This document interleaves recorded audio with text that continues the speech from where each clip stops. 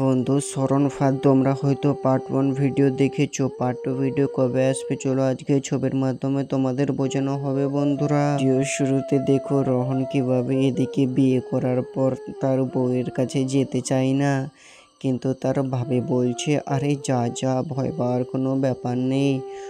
এখানে তবু রোহন কতটা ভয় পাচ্ছে, বলছে না ভাবি আমি যাব না, তুমিও চলো আমার সঙ্গে। তার ভাবে বলছে না রে পাগল, এখন তোর সঙ্গে যাওয়া যায় নাকি, তোর বউ তো শরম পাবে, তুই যা ভিতরে, কোনো ব্যাপার নেই। তখনই তার দাদা চলে আসে। তখনই তার দাদা বলে আরে কি হয়েছে রে, কি হয়েছে? তখনই রন বলছে যে না কিছু হয়নি দাদা। হ্যাঁ বন্ধু দেখো, তখনই তার ভাবে বলে দেয় যে তোমার ভাই তো যেতে শরম পাচ্ছে অনেক তার বউয়ের কাছে। তখনই দেখো বন্ধু তার ভাবি তাকে নিয়ে চলে আসে এখানে তার বউয়ের কাছে। কিন্তু দেখো এখানে ভাবি বলে যে ঠিক আছে এবার তোমার স্বামীকে সামলাও, এই কথা বলে চলে যায়। কিন্তু এইবার দেখো কি ঘটনা ঘটে যায় এখানে। হ্যাঁ এই যে দেখো মেয়েটি কিভাবে এখানে বলছে তার স্বামীকে, আর তার স্বামী অবাক হয়েও বলছে যে হ্যাঁ আমি মেয়ের সঙ্গে একটু কম কথা বলি। তখনই দেখো তার বউ এখানে বন্ধু কিভাবে তাকিয়ে আছে, আর হঠাৎ করে রোহনের মোবাইলে ফোন আসে। আর ফোন করে এখানে কি বলে দেখো, কারণ স্বাতীর নামে এখানে হঠাৎ করে একটি ছেলে কি কথা বলতে চালু করে।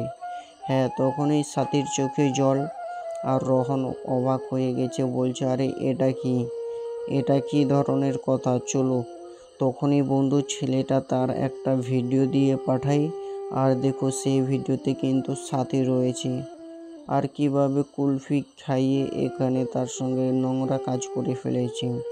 হ্যাঁ বন্ধু এই দৃশ্যটা দেখে রোহনের মাথা খারাপ হয়ে যায়।